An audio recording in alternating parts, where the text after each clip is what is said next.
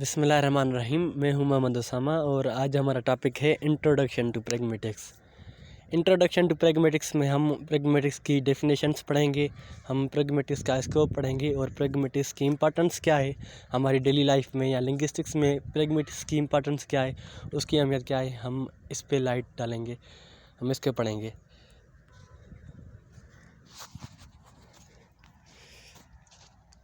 पहले तो हमें समझनी चाहिए कि प्रैग्मेटिक्स है क्या। प्रैग्मेटिक्स की डेफिनेशंस जो है बहुत ही स्कॉलर्स ने अपनी अपनी डेफिनेशंस दी है। जॉर्ज यूल के मुताबिक कि the study of contextual information communicated by a speaker और writer and interpreted by a listener और a reader.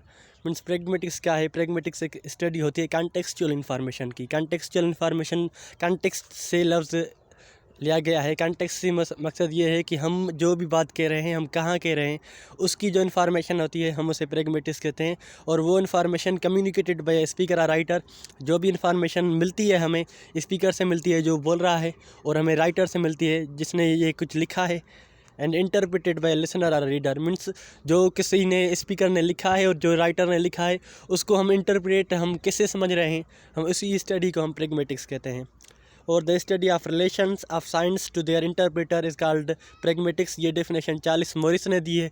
Charles Morris is also called the founder of pragmatics.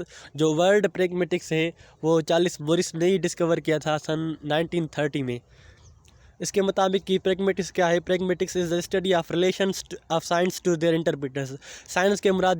Science से ये मुराद है कि जो हम लफ्ज़, जो हम अल्फाज, जो हम वर्ड्स इस्तेमाल करते हैं प्रैग्मेटिक्स में, उसका रिलेशन क्या है, उसका ताल्लुक़ क्या है इंटरप्रेटर के साथ। मीन्स जो समझ रहा है, जो इंटरप्रेट कर रहा है लफ्ज़ों को, साइंस को, उसका और साइंस का आपस में कौन सा रिलेशन है, तो उसकी स्टडी को हम प्रैग्मेटिक्स कहते हैं। और जॉर्ज यूल एक और भी उसने डेफिनेशन दी है कि the study of relations between linguistic forms and it's users. Means linguistic के फॉर्म्स जो होते हैं उसके रिलेशन और उसके यूज़र्स का रिलेशन क्या है, तो उसकी स्टडी को हम प्रैग्मेटिक्स कहते हैं। लिंग्विस्टिक फॉर्म्स हमारे कौन सी होती है? मीनिंग हो गया, लिंग्विस्टिक फीचर्स जो हो गए, मीन्स उनका रिलेशन क्या है लैंग्वेज यूज़र के साथ। The one who use language, जो लैंग्वेज यूज़ करते हैं हम उसे लैंग्वेज यूज़र कहते हैं। वो लिसनर भी हो सकता है, वो स्पीकर भी हो सकता है, वो राइटर भी हो सकता है और वो रीडर भी हो सकता है। और आगे इसने कहा है कि only pragmatics allows human to analysis. जो प्रैग्मेटिक्स ही है, ये लिंग्विस्टिक्स नहीं, प्रैग्मेटिक्स होगा। जो प्रैग्मेटिक्स ही होता है वो ही मीन्स ह्यूमंस को एनालाइज इजाज़त देता है कि वो एनालिसिस करे अपने एजम्पशंस को, अपने गोल्स को, अपने पर्पजेज़ को, अपने एक्शंस को, जो भी वो बात कर रहे हैं, मीन्स उसका मकसद क्या है बात करने का, और वो कौन सी चीज़ है जो वो अज्यूम कर रहे हैं, और उसका पर्पज़ क्या है उस पे डालने का, वो कौन सी चीज़, मीन्स उसका पर्पज़ क्या है, उसका मेन मोटो क्या है, जो वो बात करना चाहते हैं, उसका मकसद क्या है उसकी बात करने का, उसकी रिज़ल्ट वो चाहता क्या है, हम उसी की स्टडी को हम प्रैग्मेटिक्स कहते हैं। और प्रैग्मेटिक्स की दूसरी डेफिनेशन मैंने भी दी है कि pragmatics studies the use of language in human communication.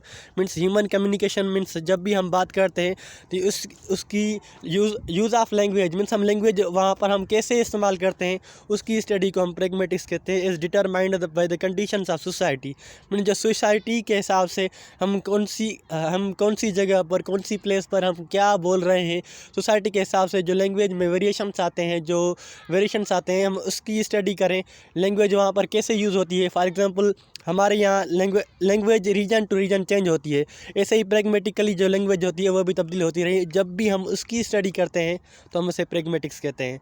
और pragmatics is a discipline not only concerning the sense but also concerning the derivation of sense and the understanding the underlying meaning.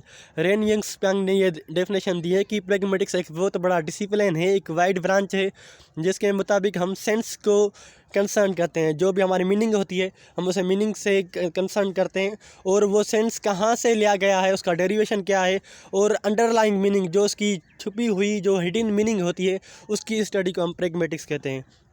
और दूसरे scholars ने भी इसकी definition दी है। दूसरी definition ये भी हो सकती है प्रैग्मेटिक्स की कि pragmatics is the study of speakers meaning.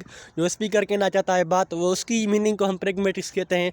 It is the study of subjective meaning means personal meaning, जो हम बात कर रहे हैं। फॉर एग्जांपल पर्सनल मीनिंग, एक क्वेश्चन आपके एग्ज़ाम में ये भी आ सकता है, आप अगर फाइनल सेमेस्टर दे रहे हैं या किसी भी इंटरव्यू में जा रहे हैं तो वहाँ पर एक क्वेश्चन आ सकता है, why pragmatics is called subjective meaning.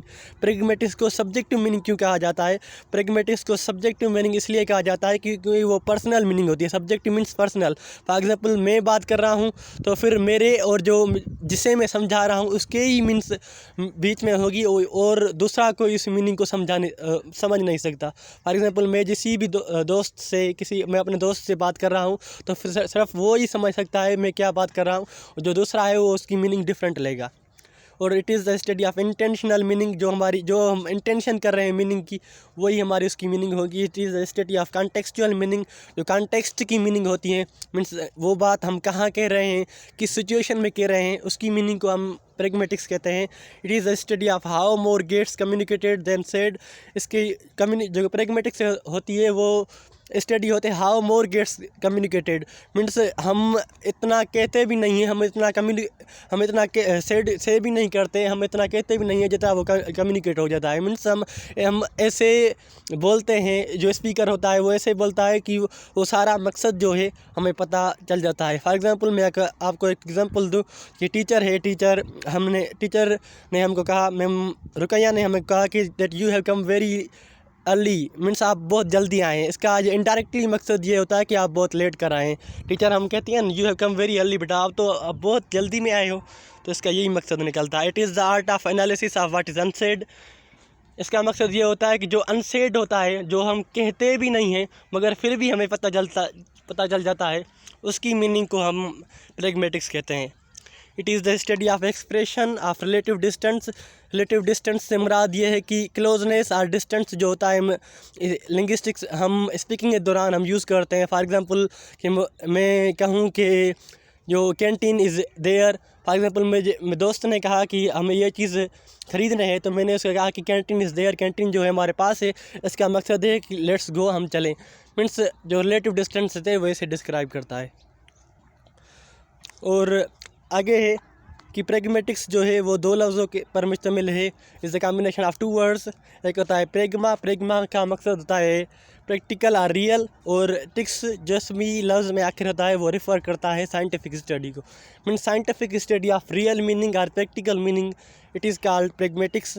और जो बहुत बेहतरीन डेफिनेशन है प्रेगमेटिक्स की वो ये हो सकती है कि it studies how people make sense of each other linguistically. Means language के लिहाज के लिंग्विस्टिकली जो पीपल होते हैं वो कैसे एक दूसरे का सेंस समझते हैं, वो कैसे एक दूसरे को अंडरस्टैंड करते हैं, इसकी स्टडी को हम प्रेगमेटिक्स कहते हैं।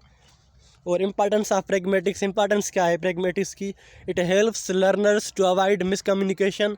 मीन्स ये जो लर्नर होते हैं, जो सीखते हैं, उसके मिसकम्युनिकेशन ना हो, इसी में ये बहुत हेल्प करते हैं। फॉर एग्जांपल प्रेगमेटिक्स हम जब भी बोलते हैं तो जो लिसनर होता है या जो जिसमें हम कम्युनिकेशन कर रहे हैं तो वो इजीली वो गेन कर सकता है, मिसकम्युनिकेशन हमारी नहीं होती। To communicate as the wish, means जब भी हम जैसे भी हम कम्युनिकेशन करना चाहें वो प्रेगमेटिकली हम वैसे कम्युनिकेशन कर सकते हैं। We need pragmatics to understand how language is used in a specific context to be able to use it appropriately. हम प्रेगमेटिक्स इस्तेमाल इसलिए करते हैं क्योंकि हमें लैंग्वेज को हम कौन से मीन्स डायरेक्शन में कह रहे हैं कि स्पेसिफिक कंटेक्स्ट जो होता है हम उससे बात कर सकते हैं, और लैंग्वेज को एक अप्रोप्रिएटली दुरुस्त तरीके से अप्रोप्रिएटली वे से हम कैसे यूज़ कर सकते हैं वो हमें प्रेगमेटिक्स बताता है।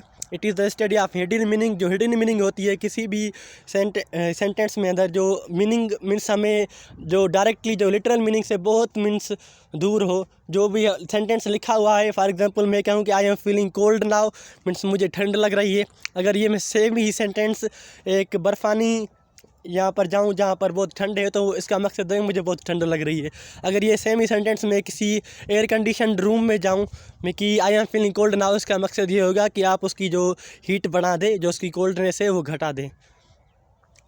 One can communicate with other without letting others know. जो एक होता है वो कम्युनिकेट दूसरों से कर सकता है, दूसरों को पता भी ना चले, फिर भी वो कम्युनिकेट, औरों को पता ना चले मगर वो जिसको बताना चाहता है उससे कम्युनिकेट कर सकता है। The language would have a little understanding of the intention and the meaning without pragmatics. Pragmatics अगर ना होती लैंग्वेज में तो लैंग्वेज में एक लिटिल अंडरस्टैंडिंग होती, मीन्स जो एक ही डायरेक्शन में मीनिंग होती वो हम मीनिंग निकाल सकते थे, मगर अगर pragmatics ना होती तो यही होता। और जब भी pragmatic है तो pragmatic एक ब्रॉड डिसिप्लिन है, मीनिंग को हम डिफरेंट वेज में समझ सकते हैं। और there would have been one direction of understanding the meaning in language. Language में मीनिंग की एक ही डायरेक्शन होती, मीन्स हम उसकी एक सेंटेंस की डिफरेंट मीनिंग्स ना निकाल सकते अगर pragmatics ना होती। The language would have been illogical and there had been no existence of pragmatics in a language.